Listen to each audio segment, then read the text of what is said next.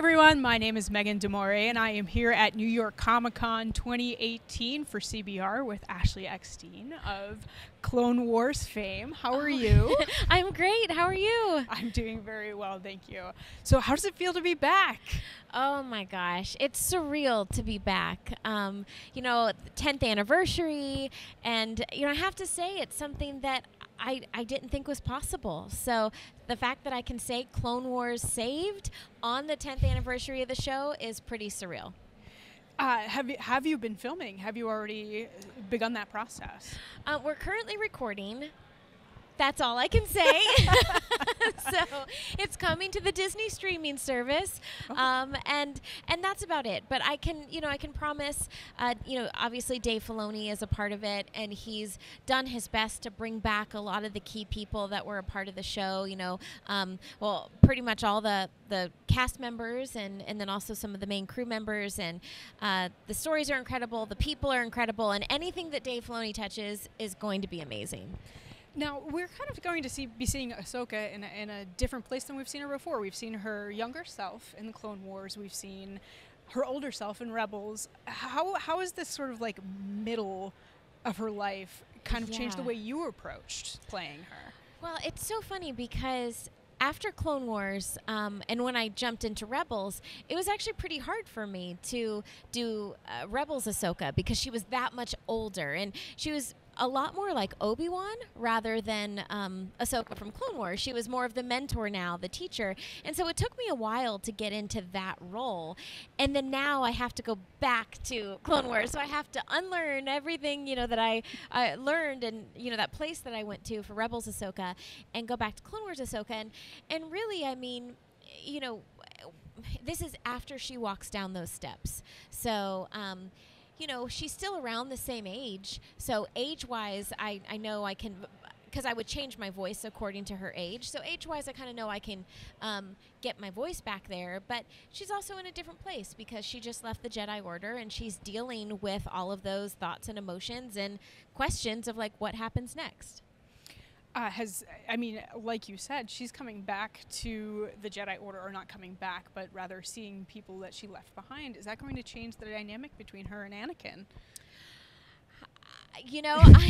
I certainly, yeah. I actually, that's a great question. I don't know the answer to that. Now, I understand that voice recording for a show like this can be a pretty solo thing. Have you guys been filming on your own, or are you taking like an ensemble approach? Actually with Star Wars, we've always taken the ensemble approach. Right. So I love that about Clone Wars and Rebels, and it's from day one. It's been really important for Dave and the rest of the team to record it like an old radio drama, and to all be there in person. And so it's incredible. We come together for cast records, and we're able to really kind of build that camaraderie, which for us, after working together for so long, we've become like family. Has this season presented any new challenges for you? No. So far, like I said, it's just kind of going back to that Clone Wars place, and making sure my voice sounds younger, because now she's probably like 16, versus in Clone Wars, in Rebels she was like in her mid-30s. So yeah, just kind of going back to those teenage years, and obviously in Rebels we saw that Ahsoka finds out that Anakin is Darth Vader, and so we obviously see where their relationship goes. Is there anything that you would like to say to Clone Wars fans at this point, and like now that you're already recording again and it's real, like it feels real and it's happening? So do you have anything to say to them? Well, I just want to say thank you. Thank you to all the fans who kept the dream alive, I guess, you could say, with, hashtag Save the Clone Wars. I have to say, I'm one of those people that I believe the impossible is possible, and kind of, never give up hope. Star Wars taught me to always have hope. But I think maybe I was too close to it, because Clone Wars coming back was the one thing that I thought would never happen. And I have to say, thanks to the fans for never giving up hope, because they never did. It was like literally at least a couple times a week I would see tweets from fans saying, "Save the Clone Wars." And I was like, oh, that's nice, but I don't think it's going to happen. And then when I got the call and they said that it was coming back, I couldn't believe it. Like, I was like, oh my gosh, the impossible is becoming possible.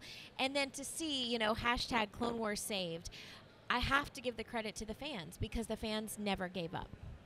Now, I'm going to switch tracks a little bit because I wanted to talk about her universe a little bit. And obviously, I am a fan. Yes, but you look great. if you could you explain her universe to somebody as if you were talking to somebody who's never heard of it before? Absolutely. So Her Universe is a fashion and lifestyle brand for fangirls. And we've also started to make some men's fashion called Our Universe as well. But when I founded the company back in 2010, there was pretty much nothing for fangirls. And at the time, 45% of all sci-fi and fantasy fans were women and girls. And 85% of all consumer purchases were being made by women. And I thought, these numbers aren't adding up. Like, if you make us something, we will buy it. And I also found out that women and girls were being bullied, and being bullied terribly for just liking this world. We're here at New York Comic Con, and you see so many women on the floor, but in the past, women and girls didn't feel comfortable. Not all of them felt comfortable to step into the spotlight and say, hi, I'm a girl and I like Star Wars.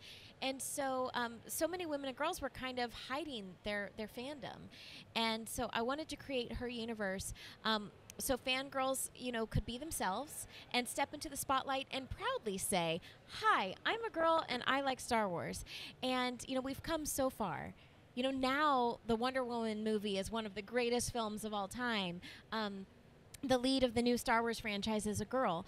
But it's hard to believe, but just back in 2010, that wasn't the case. And so Her Universe caters to all fangirls, and we make Star Wars merchandise, Marvel, Doctor Who. I'm wearing the new Doctor's costume. DC, lots of Disney. We do all sorts of things, and it's fashion, dresses, coats, tops, skirts, all of the above. Can you tell me a little bit more about how our universe started to develop? Yeah, absolutely. I mean, my mission from day one was to not say that this world is just for girls. It's, I was trying to debunk the stereotype that it wasn't just for men and boys. But my mission was to say that this world is for everyone. These stories are for everyone. Star Wars, to me, is a story of hope. It's a story of good overcoming evil, and you can't put a gender on that. So by making Our Universe, I wanted to make pieces that I knew that men weren't getting. So, for example, if I just released a Star Wars The Clone Wars fashion collection. There's not a really cool Captain Rex jacket out there or an Anakin Skywalker hoodie. And so I wanted to cater to everyone, to all fans. And if there's another company that's not doing it, well, why shouldn't I, cater to men and women? So both genders can enjoy these properties together. Now, every year at San Diego Comic-Con, you have a fashion show, and there's Yes. a lot of that is inspired by fans. So can you talk a little bit about that process and what that means to you? Absolutely. So going back to Her Universe being a lifestyle and fashion brand, to me, Her Universe is two parts. It's a merchandise line, but more importantly, it's a community and a lifestyle. And my mission for Her Universe from day one is that it would be community-based, and fans would feel comfortable to be a part of the community and live, a fandom lifestyle. And I also wanted to provide opportunity in that community. So whether it be in fashion design or writing or in the business, it's my passion to provide a platform and provide opportunity. So the fashion show is just that. It's kind of like Project Runway meets Geek Fashion, and it's a competition show. And every year we pick 25 designers. And those designers get to design a Geek Couture piece, an original Geek Couture piece, one of a kind, and they get to show it off at the fashion show. And we pick 3 winners, and those 3 winners get to design a Her Universe collection to be sold at Hot Topic. And it's an actual professional experience. They get paid. They get a royalty for, all the pieces sold. And they really get to learn the ropes of fashion design. So that's that's my passion, to see that, it's 5 years strong, and that, so many designers are now professional designers because of the fashion show, or they've even changed careers. They were in a different career and they've switched to, fashion because of the fashion show. And that, again, that's surreal. That makes me so happy because that was the mission. Now, can you talk about maybe anything exciting that you've got coming up for the Her Universe line? I think this year was really exciting because I had the opportunity to write my first book. And I wrote a book for Disney called It's Your Universe, You Have the Power to Make It Happen. And it's part autobiography, but more importantly, it's part advice book on how to make your dreams come true. It's a step-by-step guide on how to dream it and do it. And it was such an incredible experience. I got to work with Disney on the book and go on a nationwide book tour. And hopefully this is just the start for more books. I would love to continue to write more, but I'd also love to provide opportunity to authors to write more. So it's a passion of mine. I've been trying to do it for a while, and so hopefully more books are in our future. Now, with the clothing line, you have so many different properties at this point, or licenses rather. You've got Star Wars, Marvel, Wonder Woman, everything like that. Aside from Star Wars, which I know is your personal favorite, yes. Was there anyone in particular that you were beyond excited to be able to work with? Ooh. Well, because I'm such a massive Disney fan, any Disney property is like I geek out over. So we do have actually 2 pretty major Disney collections coming soon before the end of the year. So stay tuned for those. But I have to say, I would say Wonder Woman. I loved getting to design for Wonder Woman, and I got to design an activewear collection for it, as well as a fashion collection with our fashion show winners. And we really got to dive deep into, designing all aspects for Wonder Woman. So that was really cool. That was a pinch me moment. Can we expect any new licenses coming up? Anything in the works? Or you don't have to say what, but... Yes, you can. We just released our first gaming collection. Ooh. So we released a Tomb Raider collection pretty recently that's currently on our website. But we have 2 more gaming collections coming soon. So I can't say what they are just yet, but I'm excited to venture more into gaming, because the only reason I haven't done it more so until now is I've had a pretty strict rule that I won't design for a property unless I'm a fan of it, because I feel that the designs need to come from a fan's perspective. And for gaming, I've known that gamer girls are greatly underserved, but I didn't feel that I could do the lines justice. Well, now we have a lot of gamer girls on our team, and we were very excited to kind of dive into gaming. So expect more gaming designs coming soon. Now, I want to just jump back real quick about your outfit, because it's the Doctor Who, and it is like literally the Doctor Who costume. So can you talk a little bit about the evolution of that, and if we're going to see any more Doctor Who clothing come out of that? Oh, absolutely. So, first of all, I was so excited to see Jodie Whittaker as the Doctor. I've become a huge fan of hers, and she appeared at our fashion show and actually walked the runway in this coat. The actual coat that I'm wearing was the coat that she wore. So I am keeping this coat. This is like my personal favorite new piece.